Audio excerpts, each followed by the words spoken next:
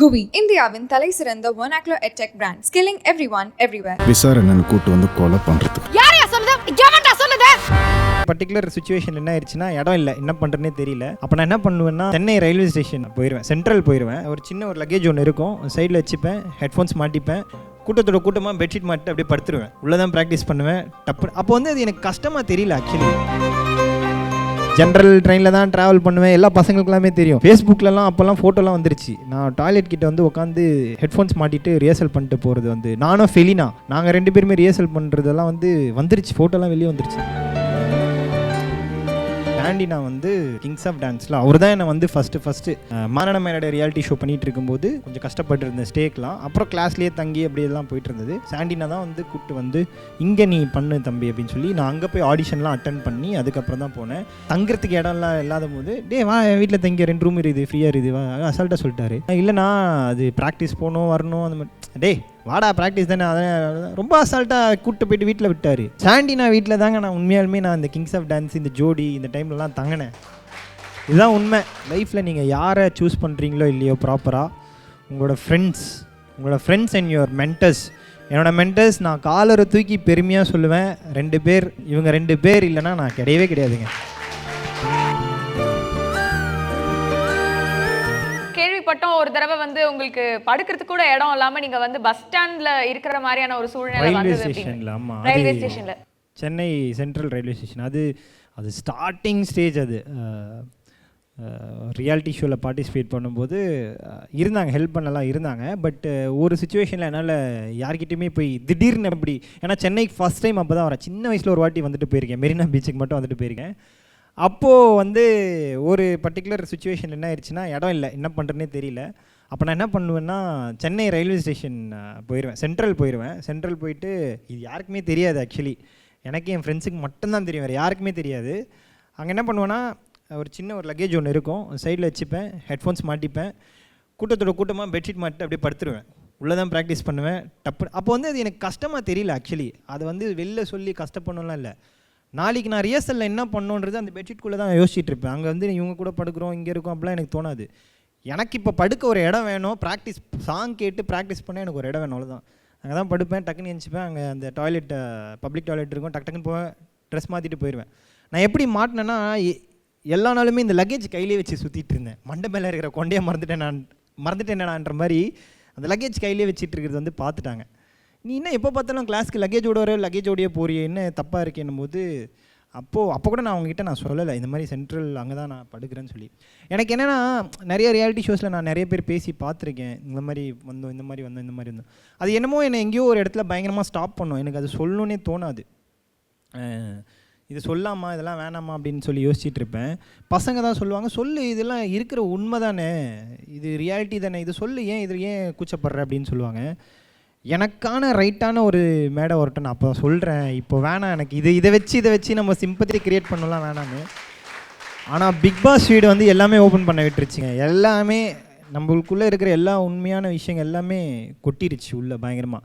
So அங்கே வந்து open up ஆகிட்டேன். ஸோ அங்கே ஓப்பன் அப் ஆகி ஒரு விஷயமாக சொல்ல ஆரம்பிச்சிட்டேன். ஸோ அப்படி தான் அந்த ஸ்டார்டிங் ஸ்டேஜில். ஆனால் நான் கஷ்டம்லாம் படலைங்க, நான் ஜாலியாக என்ஜாய் தான் பண்ணேன். அது போக அதை தாண்டினோடனே சரி இந்த மாதிரிலாம் தாண்டி வந்துட்டு இருக்கும்போது சாண்டினா வந்து கிங்ஸ் ஆஃப் டான்ஸில் அவர் தான் என்னை வந்து ஃபஸ்ட்டு மாரண மேலோட ரியாலிட்டி ஷோ பண்ணிகிட்டு இருக்கும்போது கொஞ்சம் கஷ்டப்பட்டு இருந்தேன் ஸ்டேக்லாம். அப்புறம் கிளாஸ்லேயே தங்கி அப்படியெல்லாம் போயிட்டு இருந்தது.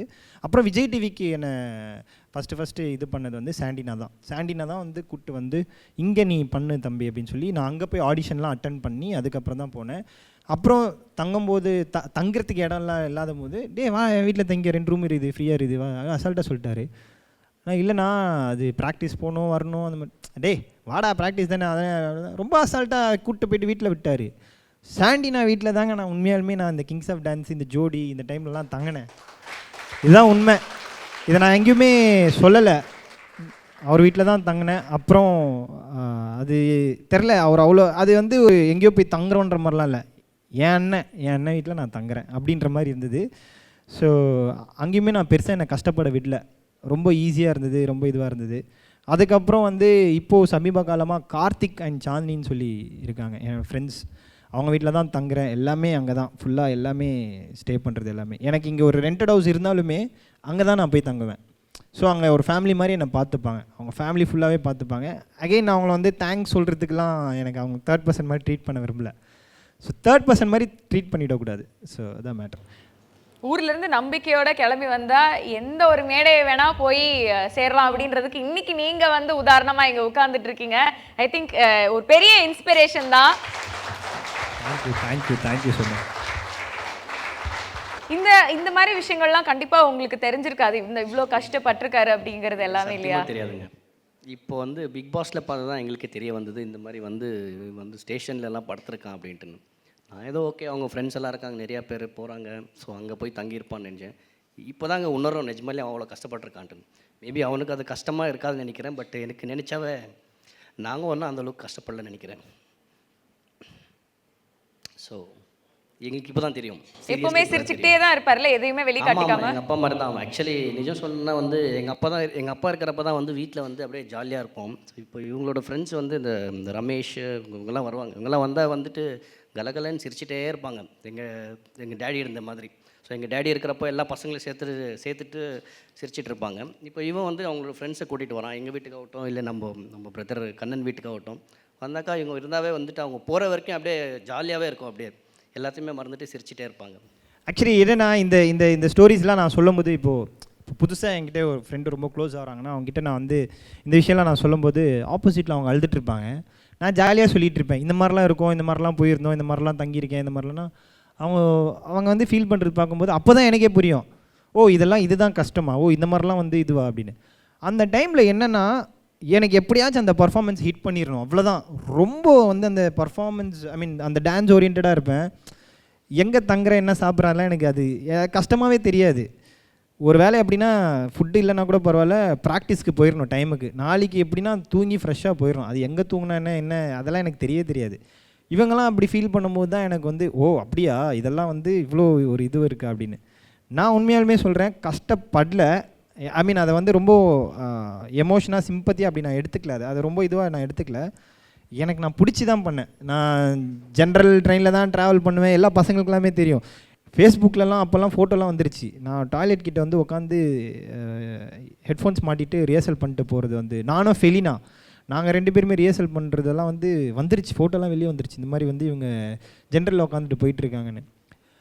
அப்போ தெரில, அது பெருசாக பேசப்படல என்னென்னலாம் அதெல்லாம் தெரில.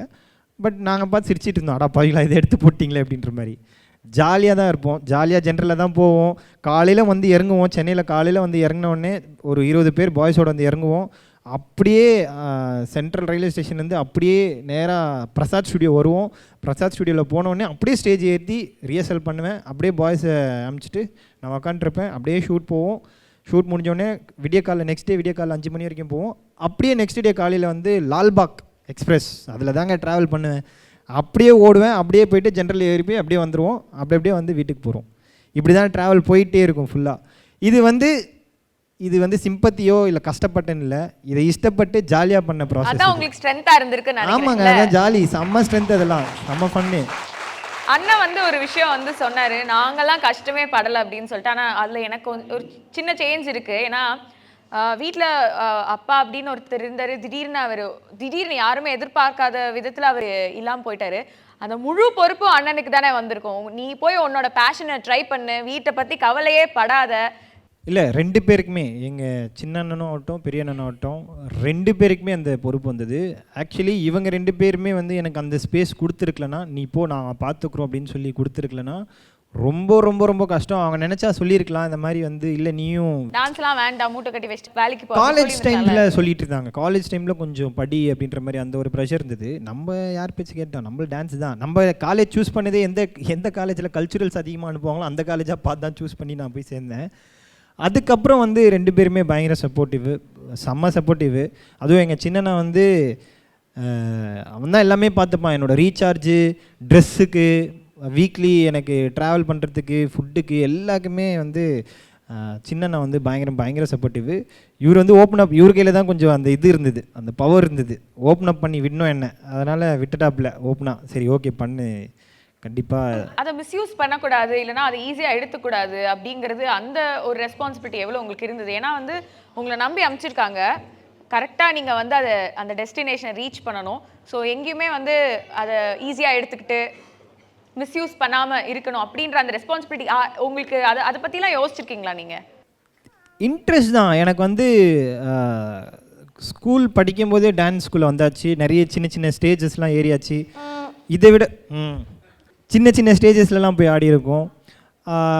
ஒரே ஒரு விஷயம் தான் என்னென்னா, இப்போது 1000 rupeesக்கும் ஆடியிருக்கேன், 500 rupeesக்கும் ஆடியிருக்கேன். அங்கேருந்தே நம்மளுக்கு அந்த பொறுப்பு ஸ்டார்ட் ஆயிடுச்சு. என் கூட ஒரு 4 பேர் ஆடுறாங்கன்னா அதை ப்ராப்பராக அந்த 4 பேர் இருக்கு. அந்த 100 rupees. ஆனால் இப்போ வீட்டில இருந்து உங்களை இப்போ நீங்கள் சொன்னீங்க அண்ணா தான் உங்களுக்கு ரீசார்ஜ் பண்ணுவாங்க, உங்களோட ட்ரெஸ்ல இருந்து எல்லாமே.